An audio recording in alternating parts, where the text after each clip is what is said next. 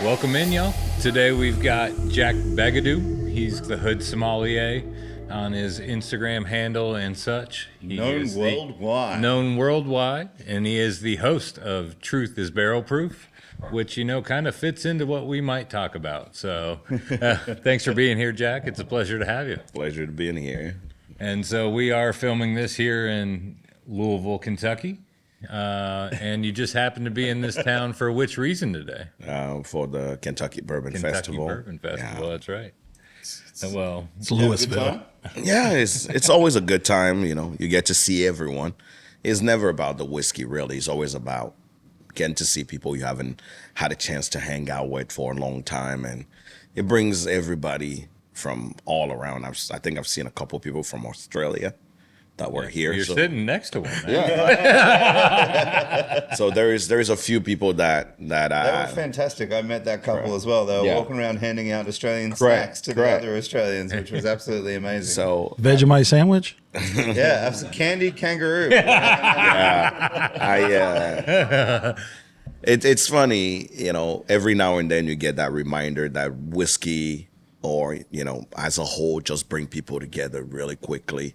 People you never think you even have a conversation with, all of a sudden now you're hugging and chatting and, from anywhere, from some people don't even speak English and we're here. I had 3 people that came from Japan that didn't speak a lot of English, but Four Roses guys? Yeah, there's a Four Roses guy, but also there is like 2 influencers that were in whiskey that never made it to Kentucky, so they used the opportunity to come in. So it's Whiskey is truly a worldwide adventure that people that are in it really will travel anywhere for whiskey. No, absolutely. And that's kind of it's like the unspoken golden rule, how this bourbon thing has really started tying a community together in a way you wouldn't necessarily expect out of a liquor. Yeah. Let's just be honest. It's pretty amazing. We talked about it before. It's just such a social drink. I mean, it is. It's meant to be shared. It is, and that's what the people distilling it wanted, and I think they would be very happy to know where the heritage of this started, what they wanted, and where we are today, and where it's going forward. And it's always someone, right? So I often tell the story that Will is the reason why I became an influencer. But a lot of people don't know that, but he's the reason why I became an influencer. Not because of he was an influencer, but he was the first person that obviously offered me the opportunity to ask questions to someone, because in Nebraska, when I started asking about whiskey and whatnot, it felt really odd. Yeah. People were like, "Oh, what do you want? What do you need?" But when I met him online, I never met him a day in my life. I was talking to him every day as if we were friends. No, absolutely. And we became friends, and my first ever barrel pick was with him, ever in my life. And it was just, "Hey, bud, do you want to do this?" And I'm like, "You serious?" It's like, "Yeah." Now I give the opportunity to a lot of people to come on barrel picks and do things, but it took one person to kind of show me that this whole big things that people make a big deal out of, it's a friend thing. Yeah. Mm-hmm. And it kind of changed my perspective, say, it just takes one person to change your perspective about whiskey. You just need the extension of a hand and a handshake, and there you go. That's why I'm here. Well, only Will can ask me to come to do something on a Monday. Yeah. Love that. I mean, you kind of might have answered part of my first question for you, which was what inspired you to start the Hood Sommelier and your Truth is Barrel Proof podcast, and when did you realize it was starting to take off? I still don't know if it is taking off. That's true. But COVID was the starter. But before COVID, it was really more about trying to get into whiskey. But I would go online, and there's always a white bearded man trying to tell me about the whiskey. And I was like, is there anybody that looked or sound like me at all? And the answer was no. And everyone I saw anyone that would look or sound like me, they were talking about vodka or Hennessy or whatnot. And I thought, okay, what about, the single malts that I'm going after? What about this bourbon that I keep hearing about? And no, I think it was between Fred Minnick and a few other people that were in England. That's all it was. And I'm like, the best advice I've ever gotten from anybody, if you want to succeed in life, find a problem and fix it. Right. That's what I. That's the base of a good. Yeah. The problem was no one looked like me, so let me be the first. Love that. But I didn't really have the courage. Okay. I tell everybody I made every single mistake, every single one that you can list in whiskey. I've made them all. Being bamboozled and scammed on the internet. Listen to an opinion on the internet and take it as is real. Not visiting a distillery and talk about it as if I knew what I was talking about because I had a bottle. Be pretentious, thinking that because I had 200 bottle, I knew better than everyone, right? But people like will humble you, but not even in the. They want to humble you. Is they are telling you? They're not trying to. No, they're like, oh, this is this, and you're like, it cannot be that simple, right?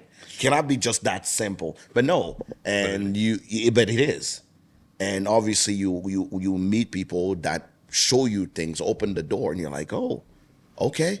So I wanted to fix two things at once. Become the person that's the voice for people that are not typical in the whiskey industry. Right, you don't see black people and then African people. That's even worse with an accent trying to tell you about whiskey. I knew I was one of a kind, so I started just posting. But COVID really brought it front. COVID, I was on his case every time on COVID. Every time I see a bottle, I was saying, what about this? Yeah, what about this? Do you know this? What about that one?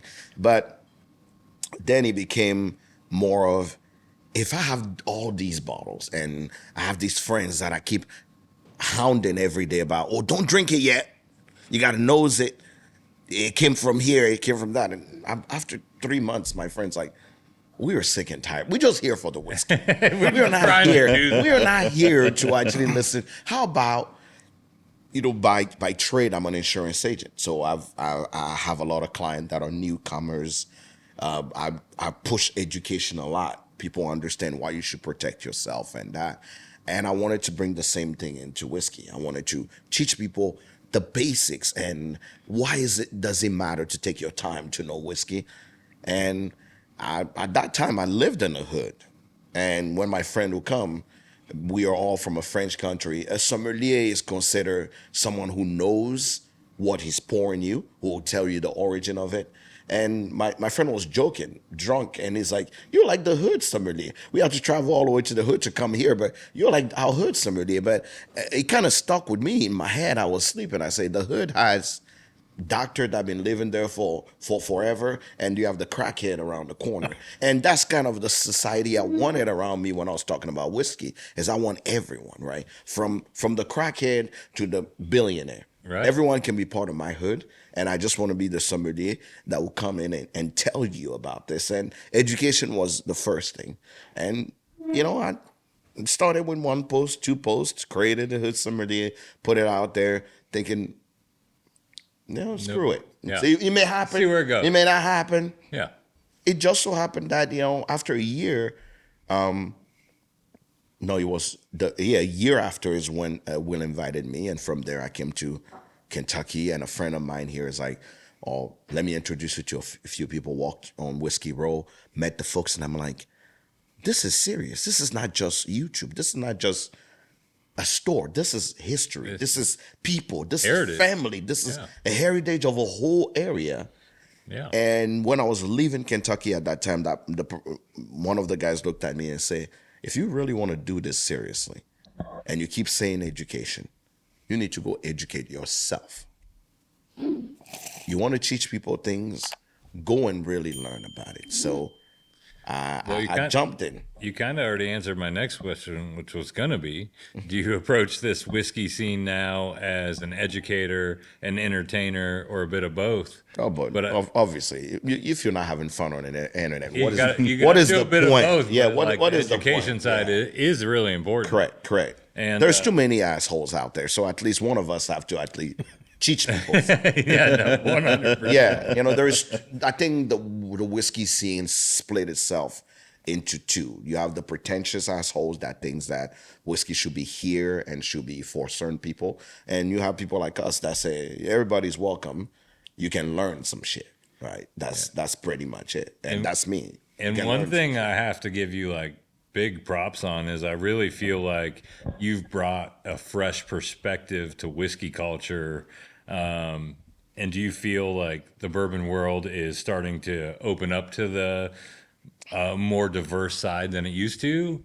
And if so, like I honestly, like, whether you feel it or not, I think like some due credit is right in this room. Yeah, I mean, I wanted just to change things. Like I said, I saw a problem, I want to fix it. I met more people that thought like me, that say, hey, this. I feel like when it comes to whiskey as a general, you have the populace and you have corporate, right? So the mentality of corporate is not always what the populace is. And we are the front facing to the consumer. We are telling them what they should do, how they should do it. Corporate is looking at a P&L. Right. What makes me money? What brings this in? And corporations have their own behavior in their own.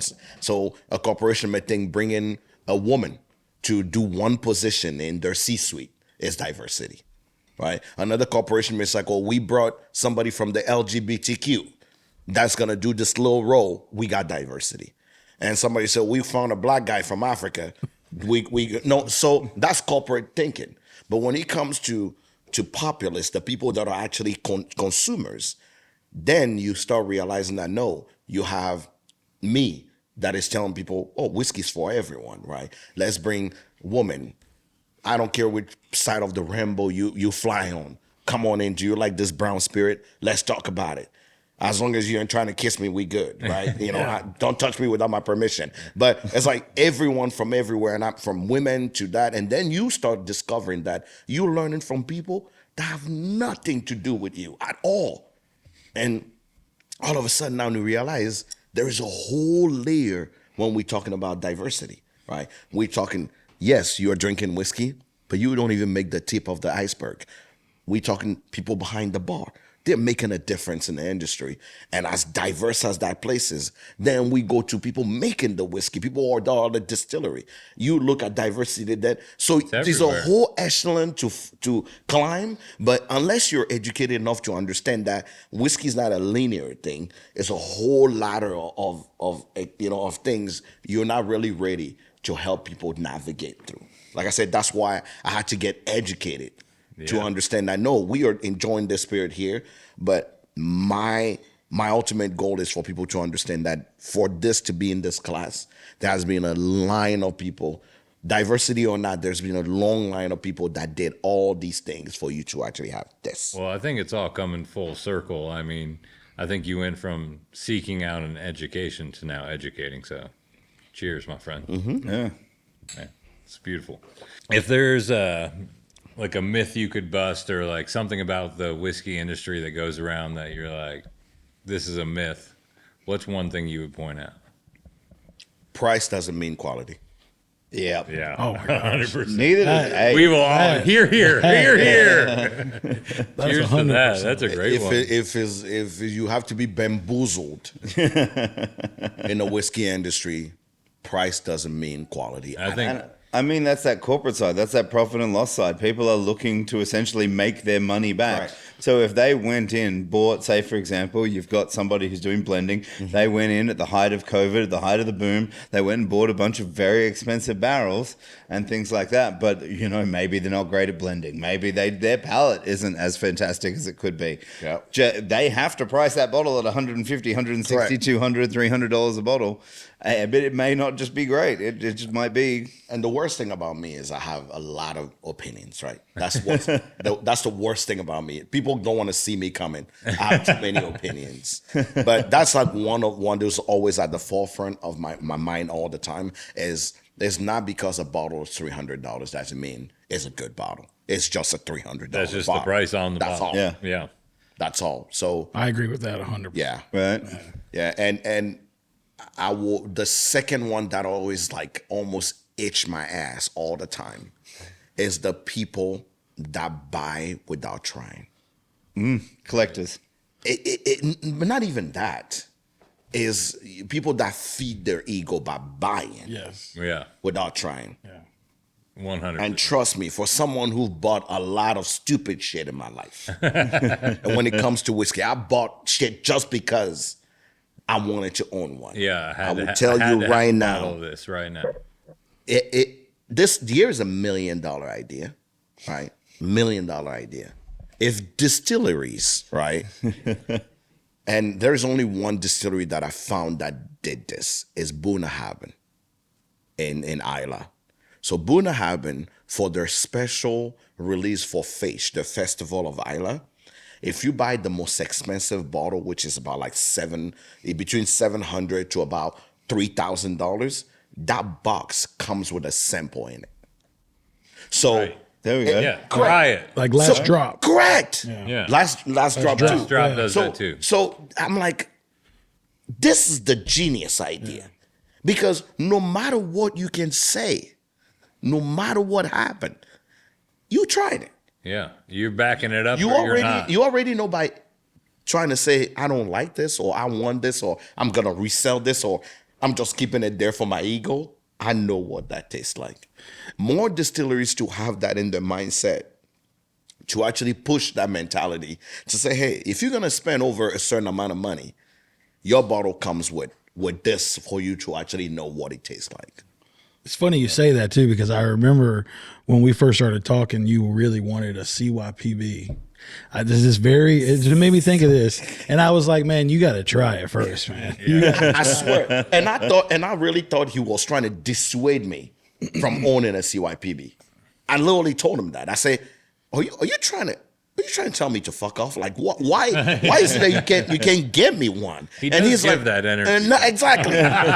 But I swear to God, the next, like, it was like 2 days, and he said, I have a sample ready for you. I'm gonna send it to you. If you like it, then I will help you find it. Then I'll buy you 12 of them. And when I tell you, If you love this, I got you. Yeah. he sent it to me, I had it, and I'm like, it's like when your mom or your parent tell you, I fucking told you so. Yeah, it's That's like the most how we underwhelming. felt. That's how we felt. And I'm like, he's right. He was trying to protect me more. And I do this to people all the time. The amount of people will reach out to me after a brand and go, oh, I want to try this. I say, hold on. I'll send you a sample. You know what? We should have a tagline. Meet a friend, get a sample. Yeah. There we go. Because I have 2 whiskey friends in the world. They can call me about anything. They can do wrong by me. And those 2 folks, I know their family. I know them. We've been friends for almost 7 years. And how they met me was almost like picking up a chick at a bar. They met me and they went, hey, I know you. You're Jack. I say, yes. I'm so-and-so. Take this. My number is on it. Try it. And call me if you like it. And I'm like, it's the craziest thing. My friend Steve loved peated whiskey. Maybe you should have been the bourbon pimp. Right? Steve loved peated whiskey. He's crazy in love with peated whiskey, but he can't find a lot of people that love peated whiskey. I absolutely adore it. When we Growing heard, up in Australia, peated Scotch. Correct. Like Islay Scotch, Lapthroig, Lagavulin, all that when he heard that I love peated whiskey, we meet at the Omaha Whiskey Fest. And this gentleman walked to me with his wife, by the way. And he looks at me, he goes, you're Jack. I say, yes. He said, I'm Steve. Nice to meet you. Here, take this. My number is on it. Try this. And if you like it, call me. And at that time, the girl I was there was like, is this guy trying to pick you up? and I say, hey, I guess this is how whiskey works. This is how we roll. And since that day, Steve and I became best friends, right? But it was just him handing me a bottle. And the same thing happened to me when I went to London. This guy that we were on TikTok together, he said, I know what you like. I listened to a couple of your episodes. Here's my number. And he give me this little tiny bottle with his number on it. Hey, go, if you like this, send me a message. And it's the craziest thing. That sounds like the best business card. It's really just like Correct. Yeah, no, Correct. yeah. Here's my whiskey. Try it. Call me later. Yeah. Take 2 of these. Call me in the morning. Well, before we go any further, I do have some more questions, and you really segued me into them. But We are drinking this old antique Weller. This one, the stamp on the bottle makes me think it's an '02, but I don't know that it's that old by how it looks. It might be a 20. It seems confusing to me. But it's a screw cap old Weller, and I think it's delicious. And I just wanted to you want to mention know something funny? Yes. Who do you think got me my first 107? I'm probably sitting next to him. You're probably Or it was me. You're probably sitting. That's the person One that of got them. me my first 107. Because I had to mention, I don't want to talk too much about it, but also, like, this is the first time I've ever met you in person, Correct. but you and I have done some business dealings in the way past, Correct. around the time you met William. Correct. But then he kept the conversation going where I did not. I went a different direction. He's But it's a small He's the community. glue. He's the glue amongst us. Yeah, there's a reason this guy and I have stuck together for about 21 years now, which is no. No, I love this guy. But no, if someone today says to you, "I don't like bourbon," what is a bottle you're going to put in front of them to change their mind? Whiskey is more than bourbon, Okay. right? Whiskey is Yeah, more yeah. than bourbon. So when someone looks at me and say I don't like bourbon, I'd say it's okay. Right. Do you like rye? Do you like scotch? Do you like single malt? Do you like American single malt? Hell, you know what? Do you like cognac? Do you like Armagnac? Do you like Calvados? My education. Whoa. No. So there's always something for Too something. many questions, Yeah, Jack. no, but when it comes down to it, I always say when I was taking my W set, I had a moment there where my brain just went like a light bulb went off, boom, because they're talking about distilled spirit, and I realized, yeah, every fucking where you go in the world, they have a version Some version of of that. distilled spirit, right? And if you don't know what that is, that's like a more worldwide known whiskey kind Certification. of certification. Yeah, yeah. And the craziest thing is you start realizing after my W set, one of the things I told myself is I'm gonna start traveling for whiskey. First place I went was Ireland because of the history of whiskey, right? And you start meeting the folks and understand the history. Scotland, Taiwan, right? I went back to Africa into the mountains of where they make moonshine to re-understand as a kid. I'm born there. They make moonshine in Africa. Oh yeah, Literally everywhere. everywhere. Literally everywhere on the planet. So here Yeah. here is even What grains do they use? they don't use they actually don't use grain. Okay. They use coconut sap.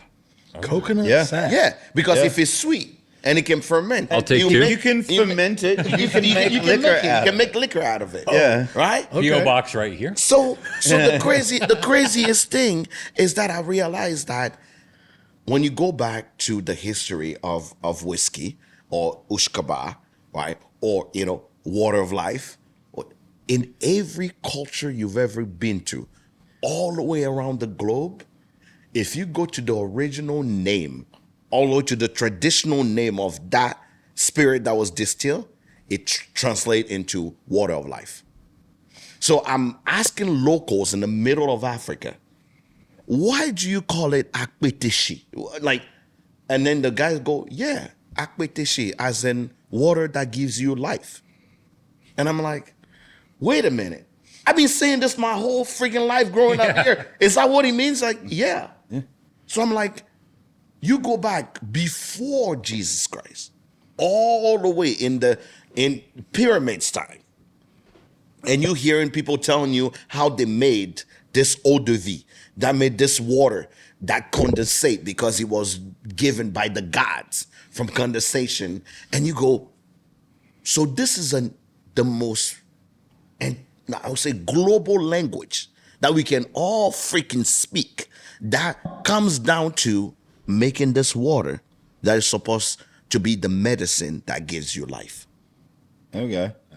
What's the most unusual thing you've had fermented into a liquor? Let's You know what? Coconut sap. I'm curious about the coconut. Yeah, sap. Is coconut that good? sap. Yeah, Is it good? It's It sounds amazing. Guess as what? soon as you said Guess that, what? I was like, yes, please. what people don't know love coconut. is that just like in the old days, what whiskey was used for medicine, right? It was supposed to heal the spirit. That's why it's called the spirit. Supposed to heal your body and your soul, right? It's a spirit, right? So coconut sap will make it. There is a this one is gonna screw you up. Yeah. People think of rum all the time as sugar cane and whatnot. And in Cambodia, I found that they will climb palm trees. Oh. And they will tap them and have that sap come out of the palm tree and hold it on the thing. Like a heart of palm. Correct. Like yeah. And you get what they call their local beer Yeah. I've had this before. because of the natural yeast around. That thing after 3 days will fuck you up, right? Yeah. But then they'll use 250 gallons. I don't know if I should be climbing to do That's what I'm saying. Philippines do a very similar Same thing thing. to I this can't as climb. well. Absolutely. So yeah. the funny thing is, around the world, people are using, less. Even if we go back to the basics, right? Anybody heard of gel booze? Like Bruno. Oh, yeah. yeah. So Like made in the toilet? toilet wine. That's the base of everything. We just call it hooch. So basically, what you're saying is, no matter where you are in the world, you're figuring out how to You get are. drunk. Yeah. You are. Yeah. And You're figuring out I'm telling you, fermentations. Water of life. Yeah, and literally, That's a much better way to say it. literally, if you go anywhere in the world, and I realize that while traveling now, when I go anywhere in the world, I ask them, "What's your local spirit here?" And people go, "You sure you want to do that?" Because he's always in very weird places, right? Like if you go to places where they make like what I'm talking about, We outside. made this from the sap of a cactus. Correct. What is the people in Dutch? Is it the Deutsch or that use goat poop Yes. to Yak milk. yeah. Fermented yak milk. Goat poop? Goat Yep. poop to actually Yes. what they do is that's what they use to actually cook Yeah. The fuel to make the fuel to fire. actually make it. Okay. Yeah. So when you distill that it makes me feel and you try it, you'd be not like, infused. I don't know about this taste. yeah. In the middle of the Alps now, where I'm talking about cold as shit, Gotta light something on fire. like cold as shit. It's mountains. It's the Alps. No one lives there. It's just a bunch of herding goats and a few people. Barely any vegetation going. I was in London last time. Motherfucker pulled out a bottle, say we made whiskey in the Alps. I said, I know way this shit tastes good. And no way. This was made with goat cheese. But I tried. I'm But like, damn. I can see what you're trying to do here. Not for me. But I can see what you're trying to do here. So Right. anywhere in the world, it make you realize that you can be lost in the middle of buttfuck nowhere, and you say you like whiskey, chances are you make a friend. Yeah, 100%. You make and a that's the community we're talking Correct. about. It's like the unspoken handshake that just happens. So if they don't And like the whis- bourbon, Yeah. there's a chance that they may like something else. We that I've will been ferment distilled. you something you will like, yeah. even if we have to set goat poop on fire, baby. Fermented coconut sap. All right. Well, before we get to the wheel here, I got one more question. Will, I will send you a sample. I'll try it. No, I'm telling you. I'm have sending you it, a sample. really? I have I'll it. try it. It's going to the wheel. Yeah. I love Yeah. it. Yeah. And we'll see you on the wheel. It looks like moonshine, and the person that made it now is actually making it the right way. So he's bringing down to 40% ABVs to make it palatable. The one I brought back myself, I had him double distill it, and it was about 62. And the guy literally called me before I took it. He's like, "You're gonna go blind." And I looked at him. I said, "You must not know Americans. We Jack, drink can you see me Hazmat now? here." Exactly. I would love, when I lived in Vietnam, watching guys there get their sorghum or millet distillate. And you'd watch them pour themselves a cup for themselves and then pour themselves some into a container and then start degreasing engines with what they would then immediately drinking. Right. And the craziest thing is, I was somewhere when I told someone, I said, yeah, if we have whiskey here, someone was talking about being hurt when we were going on a hike. I said, good thing we got whiskey. And the person looked at me like, are you crazy or what are you talking about? I said, no. As long as we got whiskey, you get hurt here, we can fix it. Oh, at least we can clean your wound. Yeah, at the very least. I got whiskey. We good. Yeah. That So, fixes everything. what do you think of this pour? I'm curious. This is what, for me, is the embodiment of what good Kentucky bourbon should taste like. I think that's a Yeah. very fair and accurate representation. If someone reached out to me and go, what is a good Kentucky bourbon? I say it should be 107, weeded, and have had at least a little bit of age on it. At least a little bit of age. Yeah. We But it will should bet. maybe not come with a gold foil top. You know, guess what? I've had some good ones. I feel like marketing should never, marketing is never gonna die, right? We that's what hype people to buy things. If till today of Volkswagen, BMW, all those luxury brands, Rolex are still making marketing ads, why bourbon will not keep going, changing Right. bottles, adding foil to the top, doing things? It's an that's gonna ever-changing thing. that's gonna 100%. happen. Yeah.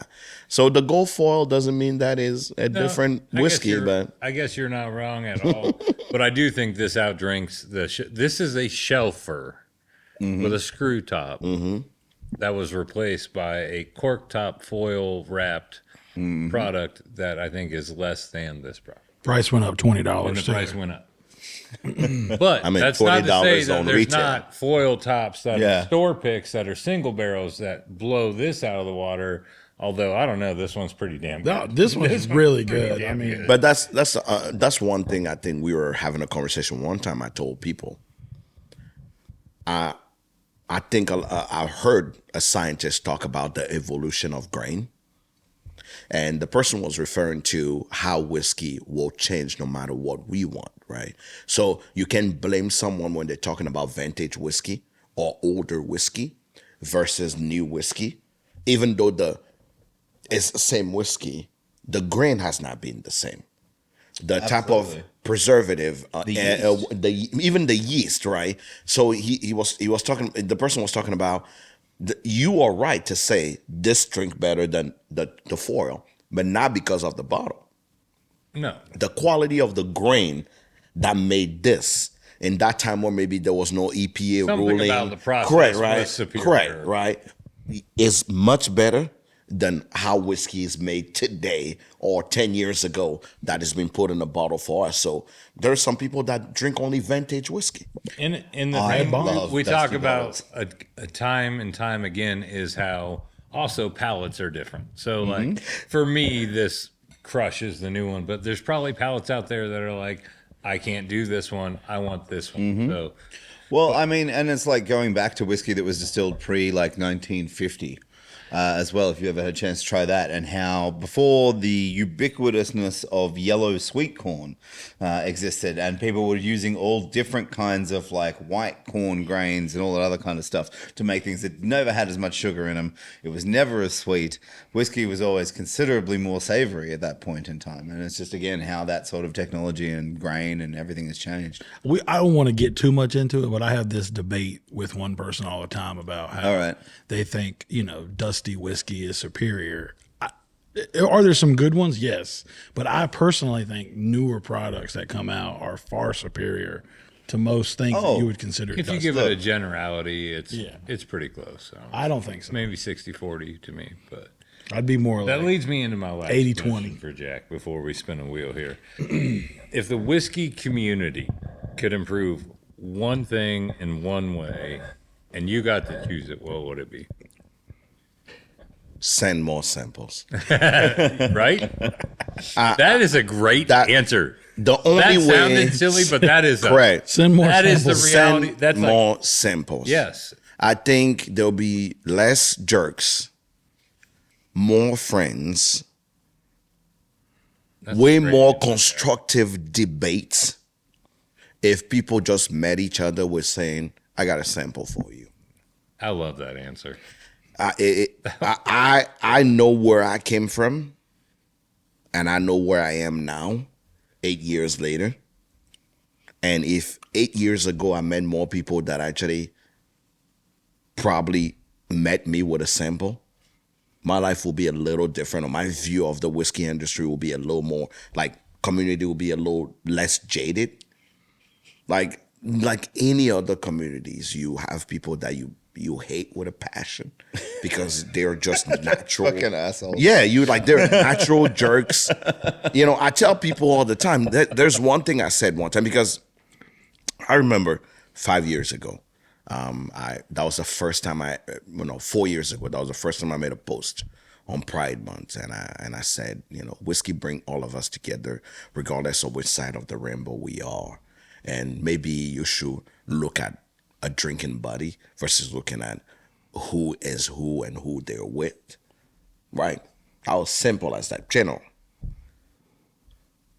Posted about 9 p.m., go to bed, wake up, and it was like probably 75 messages. I'm like, whoa, I became popular overnight. And all these messages, most of them is like, dude, I appreciate you saying this. Everybody teeter around whiskey as if, certain people don't belong in the industry or whatnot. But the ones that just got on my case, I'm following you. You're a gay motherfucker and you're just trying to push the gay agenda on me as a whiskey drinker. Okay. Then it's like, oh, you pervert. Like all the names, you hear them all. And you sit there and you go, I bet if you met me in real life, you probably can't say that. That's one. But two, you just are talking about probably a friend of yours that you drink whiskey with that never had the courage to tell you who they were. Yeah, one thing I wish I could change is keyboard warriors. Correct. I think we're on the same. But you are literally changing the view of whiskey by your personal opinion. So I think if more people met each other by saying, take this is what I like the most. Give you a sample and here. you give them, take this is what I like the most. It's almost like two dogs that meet each other and start sniffing each other's butt. Yeah, I'll keep that in mind. Pay it forward with samples. That's what's going to grow the urban community, and I think that's amazing advice. I agree with that 100%. But without further ado, let's get to the best part, or the most consistent part of the show, where we spin this roulette wheel. So we're going to spin the roulette wheel. It's going to be samples sent in from our viewership, Jack. We don't know what any of these are. It's a 1 in 10 chance what you're going to spin. Jesus Christ. We're going to try and guess I'm already it too. scared before even we get there. All right, well, give me a spin here if you All would. right, I'll Spin it hard. Fucking 5. Here we go. Please make it 4. Oh, it's 6 again, baby. Hold it. Yeah, the wheel is rigged to 6, apparently. So, well, thank you all again out there watching who keep sending in samples, keeping the wheel fresh. I need to send a sample Yes, you should of the send craziest something. things Yes, that people that's ever had. Coconut Exactly. Yeah, coconut Yeah. sap. Yeah, That's what we're looking for. Yeah, I'm we gonna- want I'm gonna send literally out. the worst thing or the best thing or the most interesting thing Yeah. you have put in a Glen, and we want you to send it to us.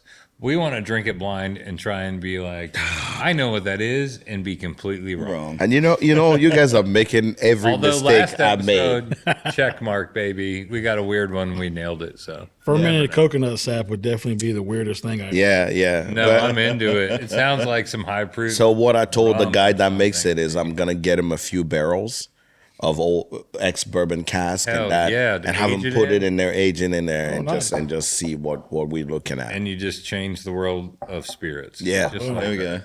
go. Well, the color from afar looks great. Good color. So is it 6 as in number 6 It's of the number samples? 6 of the samples, which Okay, means got it. nothing to us, but Correct. To us it whatsoever. allows Danielle and Shane to know what's going on back Yeah. there. Okay, The good nose. Yeah, the nose. Good is nose. Not offensive. I Yeah. do get, It's not a Scotch. It is a bourbon. From the nose, I can tell it's a I bourbon. get like a weeded maker. I thought instantly. weeded immediately. I got weeded Yeah, maker weeded for sure. right off the nose. Yeah, this at least is good bourbon. But the proof kind of stuns me. It does smell like there's some proof. Yeah, On the nose, I'm probably gonna say about 110, I'm 115. above. I'm agree with him. I think I'm Yeah. 120 plus. that's literally where I was at. 115, 115, yeah. And weeded for sure. Yeah. Wow. Front Yeah. palate's creamy, but All the right. proof is Let's rising. go for it. It's tasty.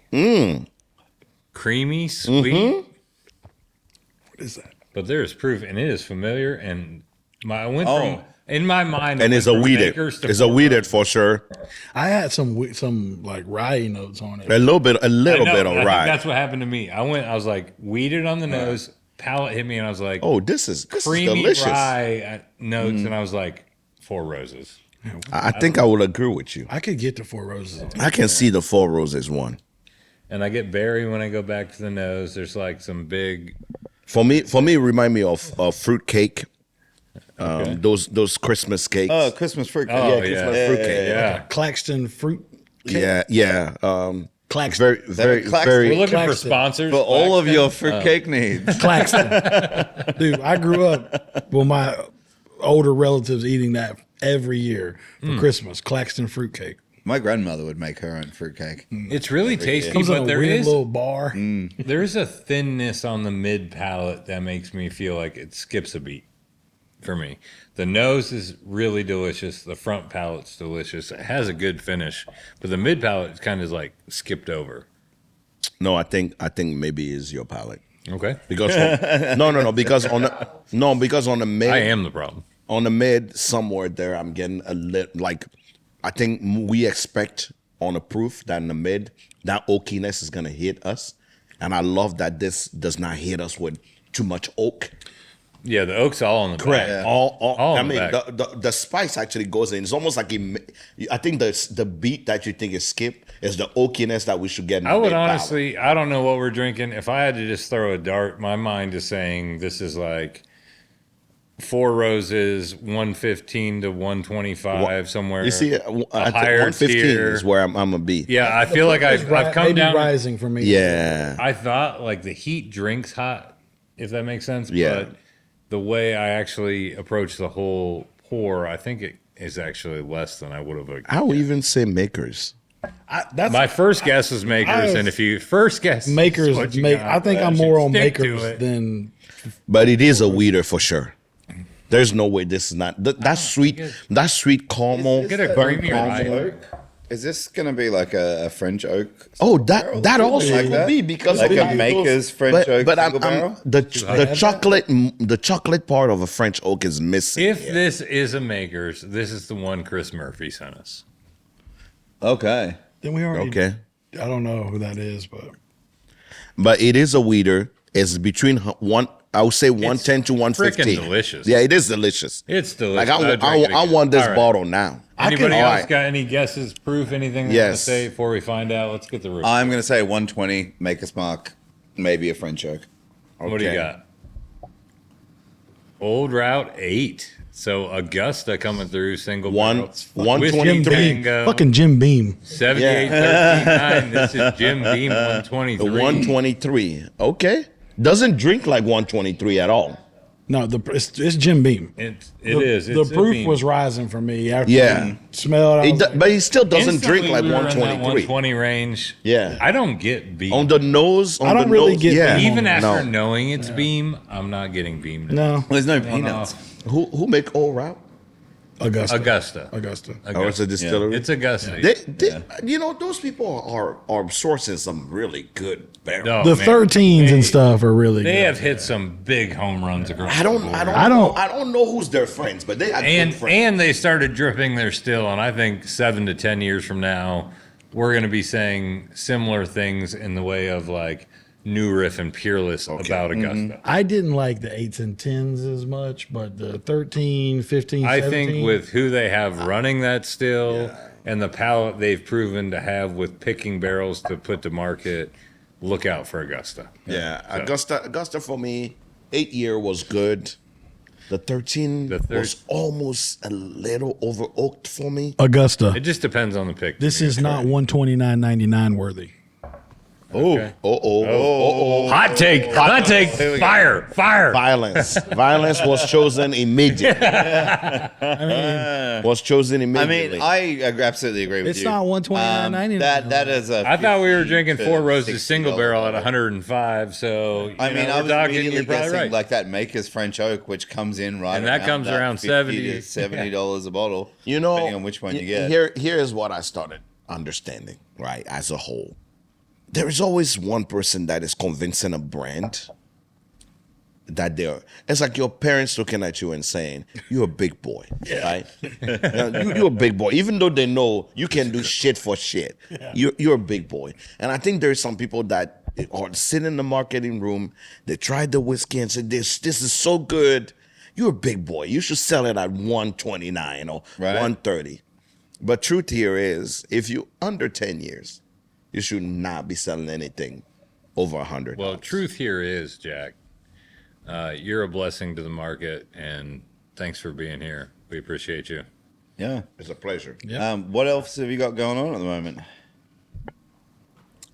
You know, for the rest of this year, I'm actually going to be in more events.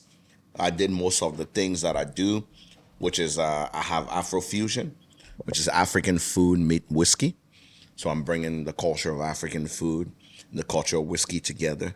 So culinary experience, bourbon experience, or whiskey experience, bringing it together in a 4-course meal to take you around Awesome. a crazy, crazy adventure of flavor. It brings people that know probably African food, but don't know whiskey. And people that know whiskey, that's saying, I wonder what this African food thing is. So I've done it around the U.S. from D.C. to this year I did it in D.C. Working with 2 more brands now. We're in conversation. So for 2026, we're going to see more of those all around. Maybe in a couple of them here in Kentucky that are going to happen. But Sign me up. when, there's nothing like some good goat meat stew and some nice old fashioned with a cask strength whiskey that would change your life. I know goat meat is not for everybody. I see your face. I had my first Jamaica. I had my first goat curry. I had it growing up. They used to, when I grew up, where there's a lot of Latin Americans, Correct. and they would cook goat in the ground, and it was delicious. You know, I Also eat pig's feet. I mean, hey, pig feet. There's nothing wrong with pig there feet. ain't nothing wrong with pigs. That's like you wanna see. I always say when I travel, one of the greatest thing is sitting and knowing what people actually enjoy in their corner. And I was in Hawaii. Obviously, you got the the luau with the pig. People make a big deal out of it, but I wasn't as impressed till I went to a small village on the coast of West Africa, and literally what they would do is they would roast a pig for 4 days. So it's a festival for 4 days where you're drinking crazy palm wine and the spirit. And literally all the food Allegedly. is literally beans, and pork. And that's all. And for 3 days, people are waiting on this. And when they actually are taking it out, they make this big old pot of sauce that is made from the renderings of the fat from the pig. And the spice and that they literally are putting Go to tomatoes, Texas. tomato sauce, and that so you get this big old sauce, and they will pound some yam. So you think about mashed potato. So you have just big mashed potato, you have beans, and this whole pork. And for every household, every 2 households, there's a whole pork ready. So think about going in a coma after eating all that. And so you drink for 2 days, you eat for 2 days, and you got a day just to pass out. So the festival is a week. So my goal is to always make things traditional. Fufu is West African. Yeah. You got to eat with your hands. So in most of my dinners, I try to bring people together. But for the rest of this year, I'm gonna do a lot of festivals. I'm going to London for the Whiskey Live show there, and I'm gonna take some time to go through Europe. I'm gonna go to Brussels and Paris and see things. At the end of the year, I'm actually doing tastings in Africa. Africa is curious about American whiskey, so I'm going there to kind of Take it do to some the people. tastings, and they want to know more about it. I'm like, sure, I'll be your guide. I'm from the country. I can show you a few things. But 2026, watch out for a lot of dinner events that bring culinary experience for all these chefs that are doing something different, and whiskey. Well, thanks again, Jack, and for the viewership, whether it's a food coma or a bourbon coma, we'll see you next time. Stay classy, bourbon drinkers.